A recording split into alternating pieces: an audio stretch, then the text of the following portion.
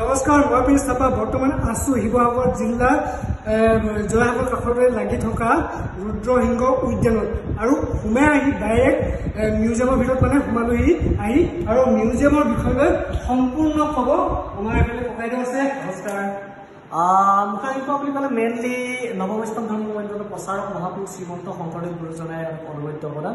তেখেতে যে মুখাই কৰিছিলে তেনেকৈ নহয়, বিভিন্ন সময়ত বিভিন্ন সংস্কৃত গ্ৰন্থ অধ্যয়ন কৰিছিলে, তাৰ পৰা তত্ত্ব কথা আয়ত্ত কৰিছিল আৰু গীত পদ নাট উপাখ্যান আদি ৰচনা কৰিছিল। আৰু মেইনলি মুখাশিল্প বুলি ক'লে আমি যদি মাজুলী চামগুৰি সত্ৰৰ কথাই জানো, যিজন হেমচন্দ্ৰ গোস্বামী, ঠিক তেনেকৈ শিৱসাগৰ যিজনে এইবাৰ পদ্মশ্ৰী এৱাৰ্ড পাইছিলে ৰেণুকান্ত মহন্ত ডাঙৰীয়া, ঠিক তেনেদৰে এজন ৰাহিষ্য সুজিত বৰা ডাঙৰীয়াই মুখাখিনি কৰিছে।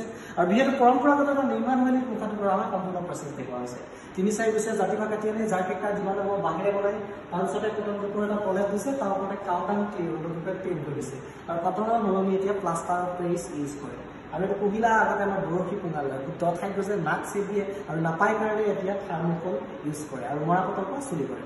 আৰু এতিয়া যিহেতু পেইণ্টটো আৰ্টিফিচিয়েল কৰি দিয়া হয়, কিন্তু ডিউৰিং শংকৰদেৱৰ সময়ছোৱাত মিঠাটোৱা চাকি চাই গছৰ গুটি পাতৰ ৰং, তাৰ পৰাই মানে মিঠাটো আমাৰ পেইণ্টটো প্ৰস্তুত কৰিছে। এনেকুৱা এটা মাৰণ অস্ত্ৰ দেখাবলৈ গৈ আছো আধুনিক যুগৰ। এইটোৱে হৈছে মাৰণ অস্ত্ৰ আৰু এইফালে দেখিছে। আৰু এই বিষয় লৈ আমাৰ এইফালে ককাইদেউ আছে, ককাইদেউ অলপ কৈ দিয়ক। এইটো ৱাটাৰ গান বুলি কয়, অৰ্থাৎ পানী হিলৈ। এইটো কাৰণে পানী হিলৈ বুলি কয়। আমাৰ যদি আপোনালোকে অসমৰ প্ৰশাসনিক ব্যৱস্থাটো চাই, প্ৰায় ৪-৫টামান ভাগত ভাগ কৰিছিলে। তো মেইন পদাতিকখিনি আছিলে। এইটো আমাৰ চিহাবুদ্দিন তালিচে অসমৰ এটা টোকালিপুতে লিখিছে যে আহোমৰ এজন পদাতিক সৈন্যই মোগলৰ দহজনক পৰাস্ত কৰিব পাৰিছিলে।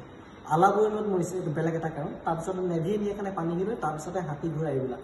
তাৰপিছতে এইফালেদি গান পাউডাৰটো ভৰাই দিব আপোনাৰ, তাৰপৰা বুলেটছটো ভৰাই দিব।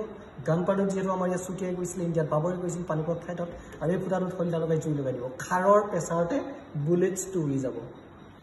আৰু যিহেতু এটা বস্তু দেখিছোঁ মিউজিয়ামত আহি এটা বস্তু দেখিছোঁ, আৰু এইফালে বস্তুটো আপোনালোকক দেখাম বাৰু। তো পোনপ্ৰথমতে এইফালে চাই লওক, এইফালে চাই লওক।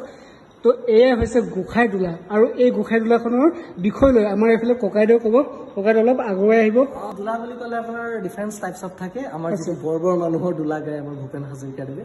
তো এইটো আমাৰ সত্ৰীয়া কালচাৰ, ৰিলিজিয়াছ লিডাৰ গৈছিল, সেইটো কাৰণে